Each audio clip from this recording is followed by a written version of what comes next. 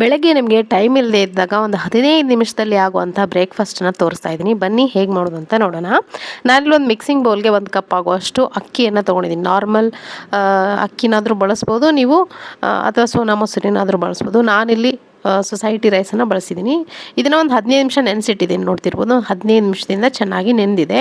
ಒಂದು 2-3 ನೀರಿಂದ ವಾಶ್ ಮಾಡ್ಕೊಂಡು ನೆನೆಸಿಟ್ಟಿದ್ದೆ. ಸೊ ನೋಡಿ, ಈಗ ಇಷ್ಟು ನೆನೆದ್ರೆ ಸಾಕು. ಒಂದು 15 ನಿಮಿಷ ಕರೆಕ್ಟಾಗಿ ನೀವು ನೆನೆಸಿದ್ರೆ ಸಾಕು ಅಕ್ಕಿನ.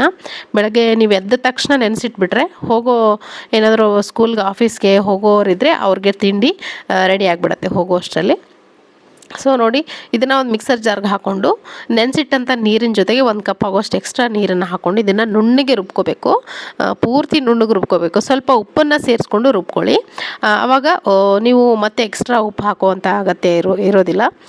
ಸೊ ನೋಡಿ, ನಾನಿಲ್ಲಿ ನುಣ್ಣಗೆ ರುಬ್ಕೊಂಡ್ಬಂದಿದ್ದೀನಿ. ಒಂದು 5ರಿಂದ 8 ನಿಮಿಷ ಚೆನ್ನಾಗಿ ರುಬ್ಕೊಂಡ್ರೆ ನುಣ್ಣಗಾಗ್ಬಿಡುತ್ತೆ. ಸೊ ಇವಾಗ ಒಂದು ಬೇರೆ ಪಾತ್ರೆಗೆ ನಾನಿಲ್ಲಿ ಇದನ್ನು ತೆಗೆದುಕೊಳ್ತಾ ಇದ್ದೀನಿ. ಸೊ ಇವಾಗ ಅದೇ ಜಾರ್ಗೆ 1-2 ಗ್ಲಾಸ್ ಆಗೋಷ್ಟು ನೀರನ್ನ ಹಾಕ್ಕೊಂಡು ಮತ್ತೆ ಒಂದು ಸರಿ ಗ್ರೈಂಡ್ ಮಾಡಿ ಅದನ್ನು ಕೂಡ ಸೇರಿಸ್ಕೊಳ್ತಾ ಇದ್ದೀನಿ. ಪೂರ್ತಿ ತೆಳುವಾಗಿ ಇರಬೇಕಿಲ್ಲಿ. ನೋಡಿ ಬ್ಯಾಟರು ಇಡ್ಲಿ ದೋಸೆ ಥರ ಇದು ಇರಬಾರ್ದು ಗಟ್ಟಿಯಾಗಿ. ಜಸ್ಟ್ ನಾವು ಅಕ್ಕಿ ರುಬ್ಬಿರೋದ್ರಿಂದ ಇಲ್ಲಿ ಪೂರ್ತಿ ತೆಳುವಾಗಿ ಮಾಡ್ಕೊಳ್ಳಿ. ನೀರು ದೋಸೆಗೆ ಈ ಥರ ತೆಳುವಾಗೇ ಇರಬೇಕು. ಸೊ ಉಪ್ಪನ್ನೇ ಆಲ್ರೆಡಿ ಹಾಕಿದ್ದೀನಿ. ನಾನಿಲ್ಲಿ ಯಾವುದೇ ಸೋಡಾ ಗಿಡ ಏನು ಬಳಸ್ತಾ ಇಲ್ಲ. ಒಂದು 15 ನಿಮಿಷ ಬಿಡೋಣ ನೆನೆಯೋಕ್ಕೆ. ಅಷ್ಟರಲ್ಲಿ ಒಂದು ಚಟ್ನಿ ರೆಡಿ ಮಾಡ್ಕೊಳ್ತೀನಿ. ನೋಡಿ, ಕೊಬ್ಬರಿ ಒಂದು ಅರ್ಧ ಕಪ್ ಆಗೋಷ್ಟು ಕೊಬ್ಬರಿ ಹಾಕ್ಕೊಂಡಿದ್ದೀನಿ, ಅಥವಾ ತೆಂಗಿನಕಾಯಿ, ಹಸಿ ತೆಂಗಿನಕಾಯಿನ ಹಾಕ್ಕೊಂಡಿದ್ದೀನಿ. ಒಂದು 3 ಹಸಿಮೆಣಸಿನಕಾಯಿ, ಖಾರಕ್ಕೆ ಎಷ್ಟು ಬೇಕು ಅಷ್ಟು ನೋಡ್ಕೊಂಡು ನೀವು ಹಾಕ್ಕೊಳ್ಳಿ. ಇದ್ರ ಜೊತೆಗೆ ಒಂದು 2 ಟೇಬಲ್ ಸ್ಪೂನ್ ಆಗೋಷ್ಟು ಹುರ್ಗಡ್ಲೆ ಹಾಕ್ಕೊಳ್ತಾ ಇದ್ದೀನಿ. ಹುರ್ಗಡ್ಲೆ ಹಾಕಿದ್ರೇ ಟೇಸ್ಟ್ ತುಂಬ ಚೆನ್ನಾಗಿರುತ್ತೆ ಚಟ್ನಿದು. ಸೊ ಸ್ವಲ್ಪ ಕೊತ್ತಂಬರಿ ಸೊಪ್ಪು, ಹಾಗೆಯೇ ಬೆಳ್ಳುಳ್ಳಿ ಒಂದು 3-4 ಹೆಸರನ್ನು ಹಾಕ್ಕೊಳ್ತಾ ಇದ್ದೀನಿ. ಬೆಳ್ಳುಳ್ಳಿ ಹಾಕಿದ್ರೇ ಯಾವುದೇ ಚಟ್ನಿ ಆಗಲಿ ರುಚಿ ಕೊಡೋದು. ಒಂದು ಟೀ ಸ್ಪೂನ್ ಆಗೋಷ್ಟು ಜೀರಿಗೆ ಕೂಡ ಹಾಕ್ಕೊಳ್ತಾ ಇದ್ದೀನಿ. ಬೇಕಿದ್ರೆ ನೀವು ಹುಣಸೆ ಹಣ್ಣನ್ನು ಕೂಡ ಇಲ್ಲಿ ಹಾಕೋಬೋದು, ತುಂಬ ಚೆನ್ನಾಗಿದೆ. ನಾನು ಕೂಡ ಒಂದೇ ಒಂದು ತುಂಡಾಗೋಷ್ಟು ಹುಣಸೆ ಹಣ್ಣು, ರುಚಿಗೆ ತಕ್ಕಷ್ಟು ಉಪ್ಪು ಹಾಕ್ಕೊಂಡು ಇದನ್ನು ನುಣ್ಣಗೆ ರುಬ್ಕೊಂಬಂದರೆ ಟೇಸ್ಟಿಯಾದಂಥ ಕಾಯಿ ಚಟ್ನಿ ರೆಡಿ ಆಗುತ್ತೆ. ಇದಕ್ಕೆ ಬೇಕಿದ್ರೆ ನೀವು ಒಗ್ಗರಣೆ ಹಾಕೋಬೋದು, ಇಲ್ಲ ಹಾಗೇನು ಕೂಡ ಸರ್ವ್ ಮಾಡ್ಬೋದು.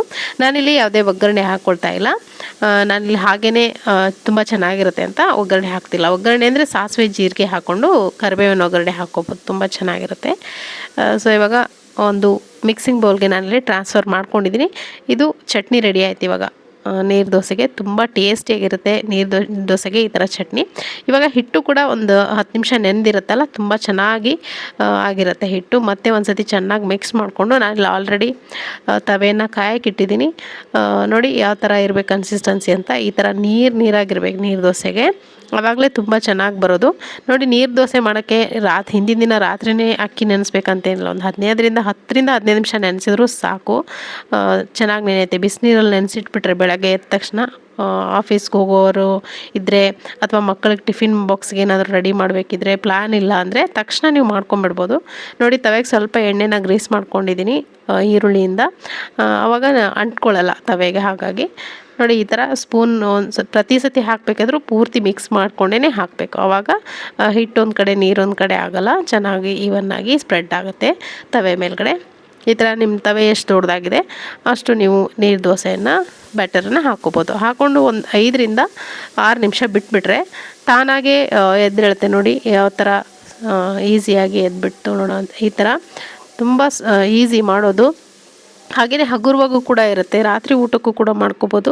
ಯಾವಾಗಾದರೂ ಅನ್ನ ಸಾಂಬಾರು ತಿಂದು ಬೇಜಾರಾಗಿದ್ದರೆ ಈ ಥರ ನೀರು ದೋಸೆ ಚಟ್ನಿ ಮಾಡ್ಕೊಂಬಿಟ್ರೆ ತುಂಬ ಚೆನ್ನಾಗಿರುತ್ತೆ. ಅಥವಾ ಚಟ್ನಿ ಬೇಡ ಅಂದರೆ ನಿಮಗೆ ವೆಜಿಟೇಬಲ್ ಕೂರ್ಮ ಎಲ್ಲ ಮಾಡಿಕೊಂಡು ಈ ಥರ ನೀರು ದೋಸೆ ಹಾಕ್ಕೊಂಡ್ಬಿಟ್ರೆ ತುಂಬ ಟೇಸ್ಟಿಯಾಗಿರುತ್ತೆ, ಫೀಲಿಂಗ್ ಆಗಿರುತ್ತೆ. ರೈಸ್ ಮಾಡ್ಕೊಳ್ಳೋ ಅಗತ್ಯನೇ ಇಲ್ಲ. ಮಧ್ಯಾಹ್ನ ಊಟಕ್ಕೆ, ರಾತ್ರಿ ಊಟಕ್ಕೆ ಫಾರ್ ಎ ಚೇಂಜ್ ನೀವು ಮಾಡ್ಬೋದು. ಇದನ್ನು ಬ್ರೇಕ್ಫಾಸ್ಟ್ಗೆ ಮಾಡ್ಕೋಬೇಕಂತೇನಿಲ್ಲ. ಯಾವಾಗ ಬೇಕಿದ್ರೂ ನೀವು ಮಾಡ್ಕೊಂಡು ಸರ್ವ್ ಮಾಡ್ಬೋದು. ತುಂಬ ಚೆನ್ನಾಗಿರುತ್ತೆ. ಮಕ್ಕಳಿಗೆ, ದೊಡ್ಡವ್ರಿಗೆ ಎಲ್ಲರಿಗೂ ಇಷ್ಟ ಆಗುತ್ತೆ, ಹಾಗೆ ಹೆಲ್ತಿ ಕೂಡ. ಸೊ ಇವತ್ತಿನ ರೆಸಿಪಿ ಇಷ್ಟ ಆಗಿದೆ ಅಂದ್ಕೊಳ್ತೀನಿ. ಇಷ್ಟ ಆಗಿದ್ರೆ ಒಂದು ಲೈಕ್ ಮಾಡೋದನ್ನು ಮರಿಬೇಡಿ. ಮತ್ತೆ ಸಿಗ್ತೀನಿ ಮತ್ತೊಂದು ರೆಸಿಪಿಯೊಂದಿಗೆ. Thank you.